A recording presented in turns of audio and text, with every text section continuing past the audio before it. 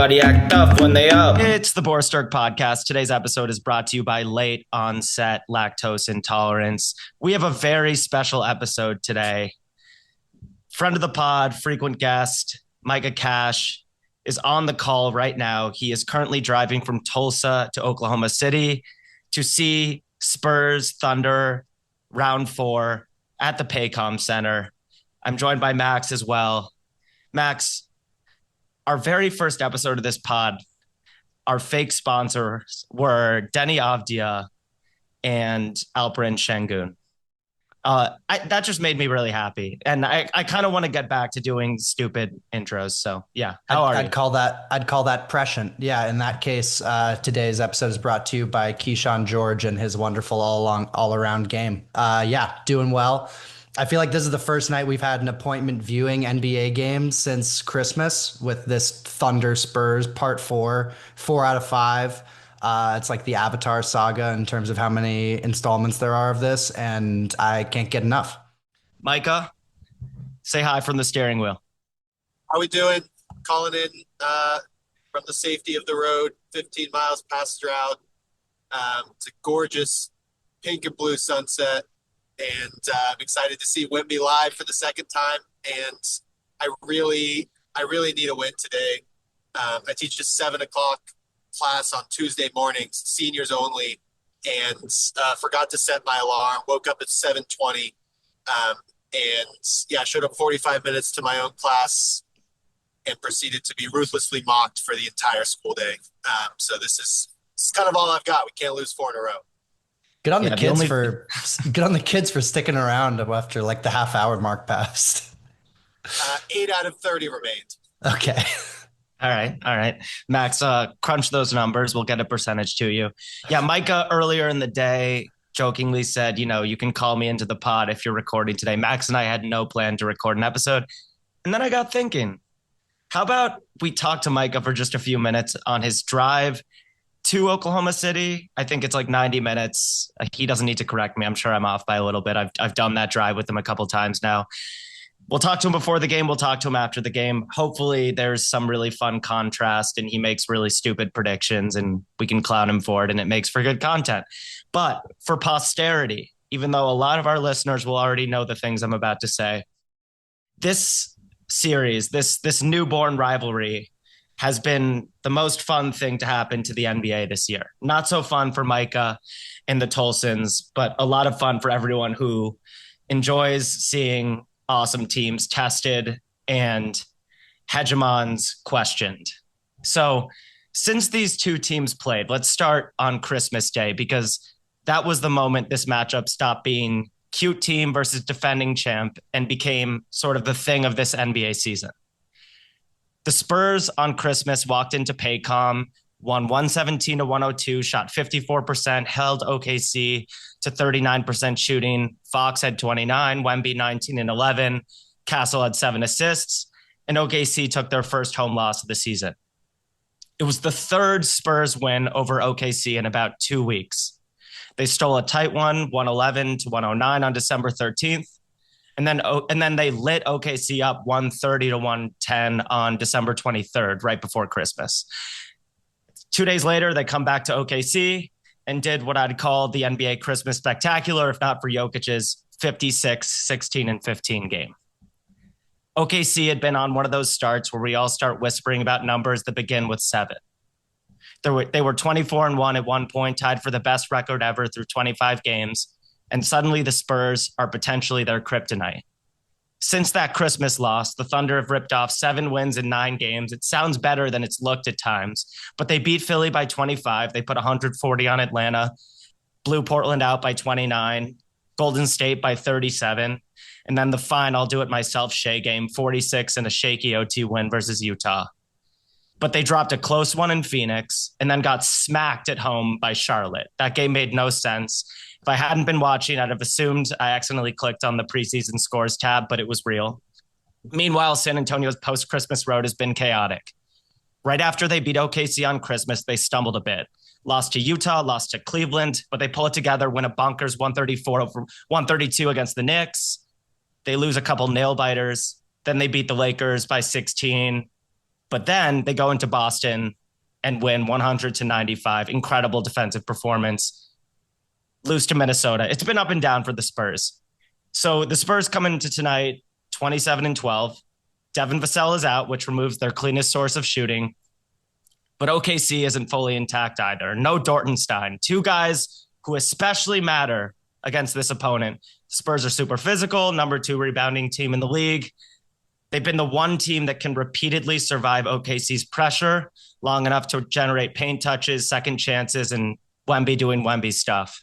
So these Spurs are not an elite shooting team overall, 34.6% on the season. But across 3 OKC games, they've hit 37%, while OKC's been shooting 28.8% from 3. Some of that is variance. Some of that is just Wembiometry. But OKC, I think, is going to come out like they're trying to erase 3 games worth of annoyance in the first 6 minutes.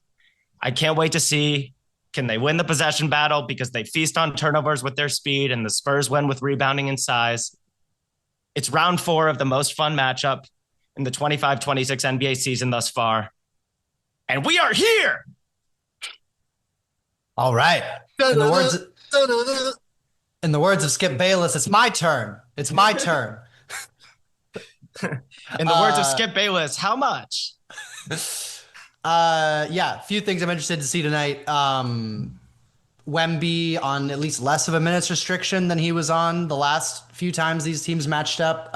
His last few games has been around 26 minutes, hoping that ticks up closer to 30 now that he's been back for a little while. But in a lot of those games against OKC, he was coming off the bench, certainly in the Christmas game, and maybe not the 2 before that, but certainly in the Christmas game and the day before Christmas. So I want to see what full tilt Wemby looks like. I assume he'll be starting. And honestly, Dort being out, I don't think this is a great matchup for Dort because they kind of just leave him open and dare him to shoot threes. And there isn't like a big wing on the other team that you really absolutely need him defensively for. So I don't think that's the worst thing in the world. Lack of Hartenstein hurts, but I just really wanted to say Dortenstein, but you're right. The people want to hear Micah's thoughts going into this game.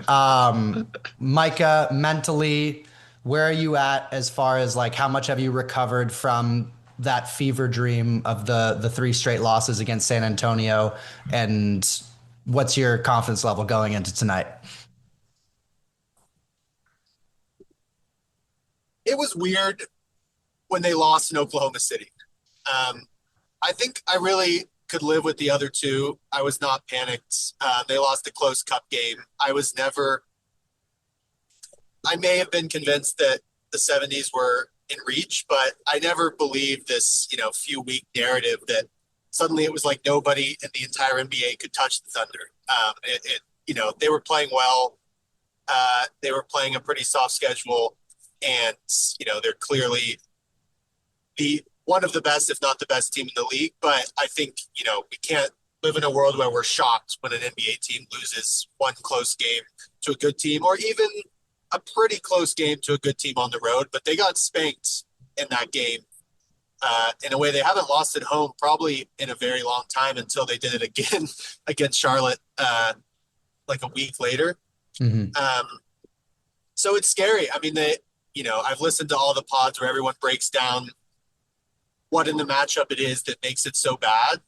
They're sort of getting beat in every area of the game. It feels like, Wemby is just the unsolvable problem kind of for everyone. It's going to hurt to not have heart. And there's a fun Wemby Chet thing because, Chet doesn't have to be as good as Wemby.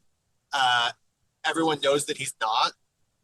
But clearly he leans into the rivalry. And in this matchup, I think especially on offense, Chet is our only way to somewhat break the stranglehold that Wemby has on the rim and what's happening to the whole offense, including Shea, where he's such a factor even out to the mid-range with those alien elastic arms that you can tell that Shea is not getting into his normal rhythm. He's taking a lot of long twos in those games, which he can make, but I feel like in the playoffs was always the sign that our offense was in trouble, was when Shea was taking 23-footers instead of 18-footers. the guards were the most talked about part, and it jumped off the screen a little bit. Like their guards just weren't having the problem with our perimeter defenders that most teams seem to have every night. That's like the part of the Thunder that you can always count on is those perimeter guys are just a nightmare. We'll see. Dort's out. The truth with the Dort, Caruso, and Kaysen thing is, people are worried about like they're all similar type of player. None of them makes enough threes. It's really just that there's not enough minutes for those three guys to each play significant time in a game. And so in the playoffs, it became this thing where it was kind of riding the hot hand, and ultimately, I feel like Caruso closed a lot of those games, but it's missing one of them is not the worst thing to happen because it just means that the other two are going to get those significant minutes. They're all a similar prototype of player. The bench was the most alarming part for me, I think. Their bench just outplayed us. They were all hitting shots. I don't know. I don't know if it was a one-off or if San Antonio's bench is just actually that good, but I'm going to look for that tonight.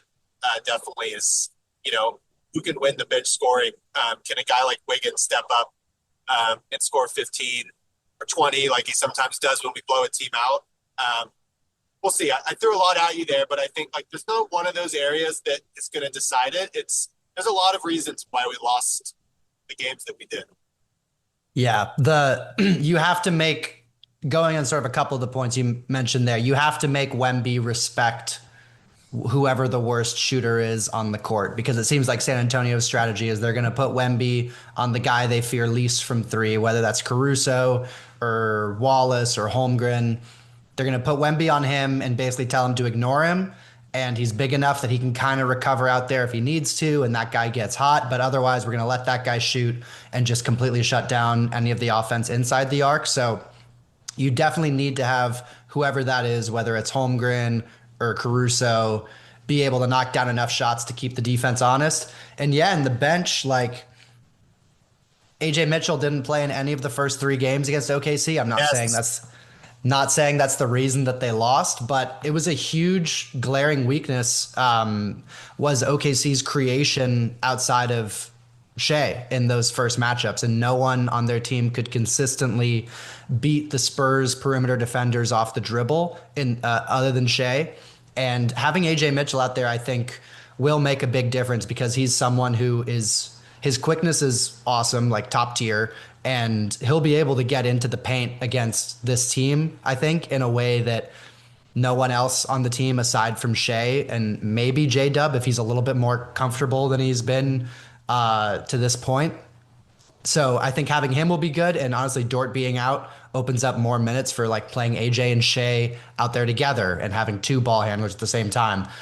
So yeah, that, and then the Castle Harper dynamic, both of them were lights out around Christmas, both against OKC and in some of the other matchups they've played. Both have cooled off significantly in the last week or two. So seeing how those guys look coming into tonight is going to be key too. Yeah, I don't think it's that San Antonio has some transcendent bench, but part of the Wemby puzzle is that if his touch is there and he's just making pull-up jumpers the whole night, even from mid-range, there's only one guy on the Thunder who can contest those shots, and it's Chet Holmgren. And if you want to put Chet on Wemby for significant portions of the game, you're obviously removing that rim protection threat, and it opens up driving lanes for what is a really deep closeout attacking bench. And I think that's the edge, other than Wemby, obviously. That's the edge that the Spurs have, playing off of the gravity of their amazing superstar, which is guys like Vassell, Champagny, Keldon Johnson, Harrison Barnes are not like world-class. Vassell's really good, but the others aren't like world-class role players in a vacuum, but they are more adept closeout attackers than Caruso, Kaysen, Dort, Isaiah Joe. So I agree with you that specifically for this matchup, I think for most matchups going forward, AJ Mitchell is going to have a real chance to close, but specifically here, AJ and Wiggins just being two guys who have more answers, more counters with the ball in their hands and more ways to hurt you are probably going to need to stretch the Spurs out and punish them for every opportunity where Wemby isn't near the ball. Yeah, it's going to be fun. I think mentally, the Thunder are really going to want this game. And it sounds like a dumb thing to say, but I think something that could explain a little bit of what's happened recently is like they fell off that pace. And then it starts to feel like, what exactly are we playing for in the regular season? Of course, they're playing for the 1 seed and the repeat. And, they said all the right stuff at the start of the year about how they're consistent and they play for the right reasons. But I find Richard Jefferson to not be a good podcaster, but I just listened to him say on Zach Lowe that games 40 to 60 are the hardest. And maybe they're a little bit harder when you just won the title and you were being talked about as this all-time great team. And now suddenly you're just a normal, very good 1 seed, or at least that's what you're on pace for. Yeah. But I hope to see something tonight. And that means I'm emotionally vulnerable, because if they lose, it's going to feel pretty bad. It's going to feel scary. And I would still 110% absolutely rather play the Spurs in a playoff series than the healthy Nuggets. There's no question in my mind about that. Even if we lose by 20 tonight, that might be a different podcast, but that's a team that really haunts my nightmares. We will circle back on that in a few hours. 2 things on that. One, I hope that games 40 to 60 being the most difficult is a true statement as a Knicks fan, especially coming off achieving basketball immortality in the NBA Cup. That I'd like to have that as an excuse that this is the portion of the season where things just get a little bit harder, and then they'll lock back in. Yeah, I was gonna say, how are you gonna spin that one? They're just getting there, brother. Yeah. As another statistic to make Micah even more emotionally vulnerable tonight, I was doing a little bit of research and had to do the old-fashioned manual archival research after ChatGPT lied to me. Going back to 2000, I looked at every NBA champion to see if there were examples of teams losing 3 games in a row to the same opponent and going on to win the NBA championship. ChatGPT told me that had never happened before. Turns out it's happened like 8 times in those 25 years. And that's our entire economy. But teams losing 4 games in a row to the same opponent and going on to win the championship that same year has only happened 2 times. ChatGPT also said that was 0, but it's happened 2 times. The 2001 Lakers lost 4 games in a row to Seattle and went on to win the championship. That was a team that somewhat famously was like kind of dominant, but really just sleptwalked through the whole regular season and then ripped off a 16-1 stretch in the playoffs. So they lost 4 in a row to Seattle. And then, surprisingly, I forgot about this, the 2014 Spurs actually went 0-4 against both Houston and OKC in that season where they went on to win the championship. So that would probably be the closest analog. But those are the only 2 teams in the last 25 years, I didn't have time to check further back than that have lost 4 games in a row to the same team in a regular season and gone on to win the championship. So very little precedent for going 0-4 against a team and winning the title, just as a stat to throw at you. Micah, please provide your prediction for tonight's game. Oh, I wouldn't have told you to do this if I thought you were going to make me do that. It's the only thing that will get people to listen. And there's going to be like going to predict Thunder 124, Spurs 110. There you go. It's going to make it all the more fun when we lose, when we pod after the game. I love that. People like there's going to be 5 seconds of pod time is going to pass between that and when we're back. All right. Shea over under 31.5. You're asking me? Yep. I mean, this is why I don't sports bet anymore. Shea over under 31.5. Over. Okay. And that is brought to you by Beep. Okay. Thank you guys so much for listening. Micah is only a few minutes away from the stadium now, and we will be back in what feels like an instant to talk about whatever happens on the court.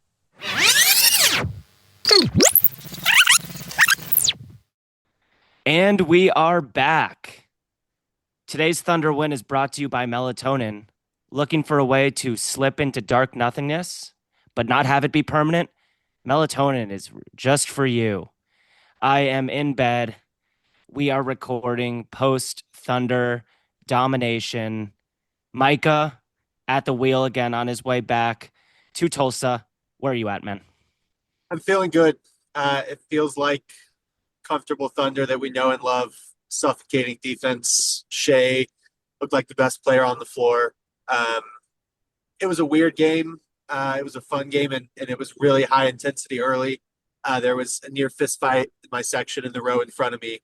But I did miss about 5 minutes of the first quarter because of that. It was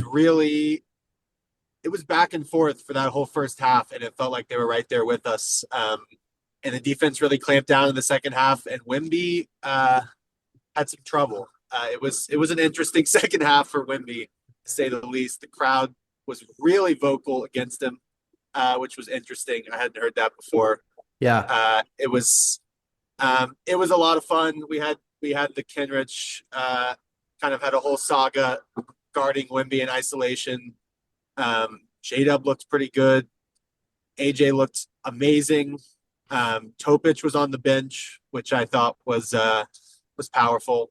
I call me sentimental, Sal, but I mean, how could they not play hard when you got that guy back? He was looking good, and I did notice. I did notice when I started shaving my head that my teammates just went a little bit harder for the cause. But yeah, go on. There's this great guy in the OKC crowd, this bald guy that kind of looks a little bit like Caruso, and they show him like 5 times a game. He puts the headband on, just going nuts. It wasn't a playoff environment. It's a Tuesday night, so hard to blame Oklahoma City for that. The stadium wasn't quite full. It wasn't, it was loud. It wasn't as loud as it should have been when they went on that run in the third quarter, and people were just stripping and dunking in transition, and that's when we look pretty tough to beat. Yeah, when you're just hitting an average number of threes, and that sort of, it's like the team starts rolling downhill almost once they start stringing those steals together. And there was like a 3-minute stretch in the third quarter where San Antonio youth was showing. They couldn't stop turning the ball over and taking bad shots, and OKC was just coming down and getting either like an easy SGA mid-range or an open three or take to the basket every time. And yeah, I honestly, I thought Wemby, it kind of seemed like he was almost too conscious of trying to stamp out Chet in this game. Like he was, from the opening tip, just seemed like so hell-bent on trying to punk Chet. I feel like that it might have almost taken away a little bit from his performance in the game. He was also hunting fouls. It was Brunson-esque. It was a little bit distasteful. I've had some Chet derangement syndrome in my time as a basketball fan, so I can relate. But I just didn't like all the flailing from Wemby. I understand his limbs are everywhere. I'm a really big Wemby fan. I don't know how you could not be at this point, but yeah, there was a lot of flopping today, and I know the Thunder are physical, and I know they foul him a lot, but there were also several plays where he kind of killed what felt like really awesome competitive tension with some foul baiting, some dark arts that we just don't need.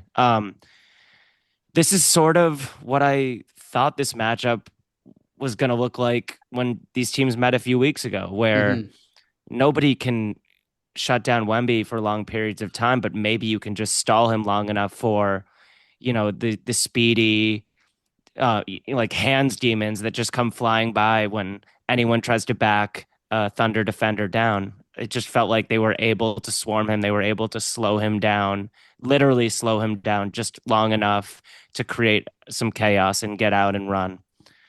I feel like Steph right now. I feel like the Steph of podcasters. I've got a night guard in my mouth, like Steph's mouth guard. And I grind my teeth at night. That's why I've got to use it. As you can probably tell by my podcasting style, my teeth are chattering constantly. Max, back to you. Uh, how about Jay Will, maybe the missing ingredient?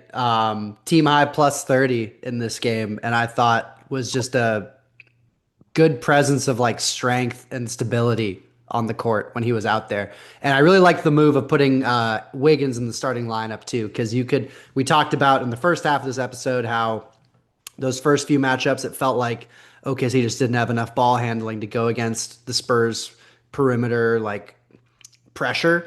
And even though Wiggins and AJ didn't have huge scoring nights, like 16 points combined between the two of them, I felt like having those guys out there more with Shea, with J Dub, just gave the offense a lot more of that kind of blender feel of being able to get into the paint and kick for open looks. And that really kind of got them going and got them out of the mud a little bit. So if these teams match up in the playoffs, I would assume that we'll get a lot of Wiggins and Mitchell in that series. How good is Champagny, dude? I felt like I was watching Spurs Danny Green for a second. He's automatic. If this team is actually for real and they are making playoff runs in the next couple of years, he genuinely might be a new key piece of that closing five. I just really believe in him as a shooter. He rebounds just like his brother does in Washington. Yeah, super impressed by Champagny. Yeah. Before we go, that all of my predictions hit. Yep. The score was a little off.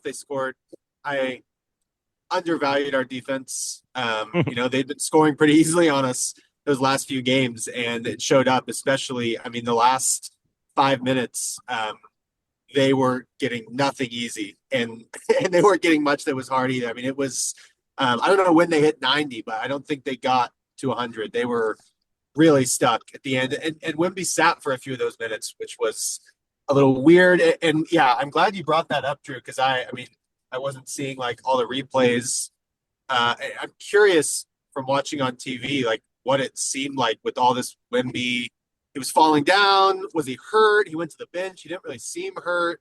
But when he was on the floor, there were a few times when he was going to the knee. Yeah. I don't know. Like Kenrich was guarding him close, but from what I saw, obviously I was in a biased crowd that was booing Wemby the whole game. But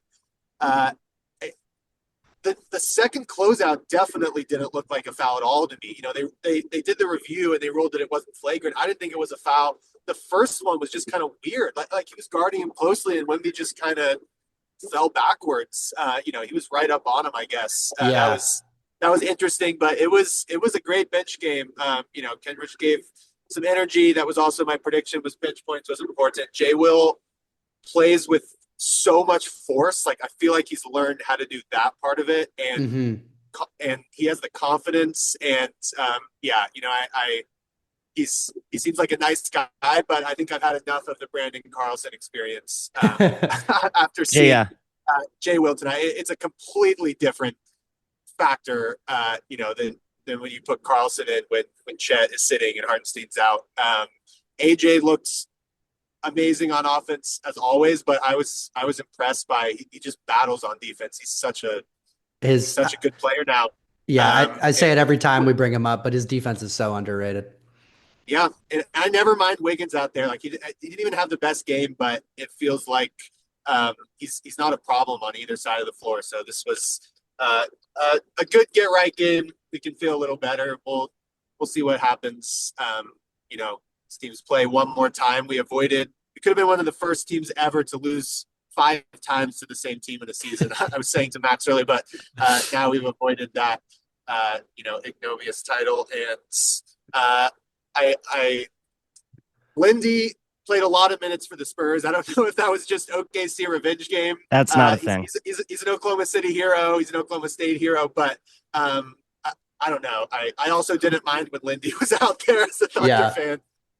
He's not a guy I'm too scared of with the ball. Yeah, it reminded me of that viral TikTok from a couple of years ago. I swear I'm not on TikTok normally, where this like Ole Miss frat bro looking guy in boat shoes is standing with his girlfriend, and the TikToker asks him, if you had a hall pass, would you use it? He says, no, man, I'm with my future wife right here. And then the TikToker asks his girlfriend, and she says, Yes, and but only if my hall pass was Lindy Waters or or Barry Sanders. And you Knows just see ball. the life leave this kid's eyes. But yeah, good to see Lindy getting some run. J Will is just a classic CC Sabathia type guy where at some point J Will in the next few years is gonna show up at training camp and you'll read that he is, who's that guy, Izan Clemenza or whatever will tweet that Jay Will has lost 30 pounds and he looks super lean and his head is at the rim and he'll just be a much worse basketball player until he gets the beer belly back. Yeah. But yeah, and when he's making threes, like he can fit into a lot of different playoff matchups. Hmm. There, it's not like he was like a huge weapon against the Nuggets, but at the margins, like just getting a couple minutes from guys here and there makes such a big difference, especially because we just have to assume at this point that Hartenstein and Chet are both injury risks to, on some level. And also like the best teams have a couple bench bigs who they can put in for spot minutes here and there and not worry that everything's going to fall apart. Yeah. But yeah, in general, my takeaway from this game is I can kind of reset my expectation that the Thunder are indeed the favorites. Micah, you said in part one that you would, no matter the result tonight, you'd rather see San Antonio in the playoffs than Denver. I think that is still true, I would imagine. Yes, it's definitely No, true. Max, he changed his mind. You never know. Could have seen something, maybe Champagne scared him a little bit.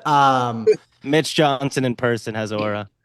And honestly, this Thunder team, like it just kind of, if they're gonna make 35% of their threes, they're probably gonna win. Like it's just the defense is that good, and Shea is that good as an isolation scorer that if the rest of the team just makes a slightly above average clip of threes, like they're probably gonna win.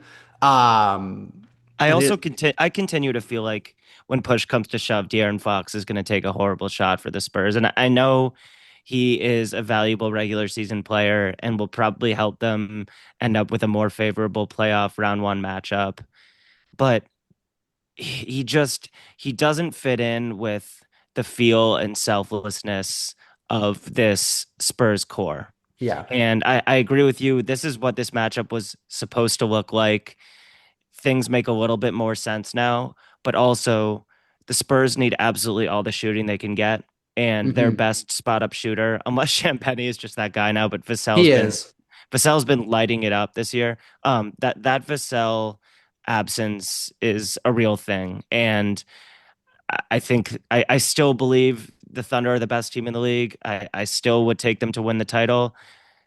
And the Spurs match up with them very well. Yeah, for sure. Any last word, Micah? I don't think so. Appreciate the opportunity as always.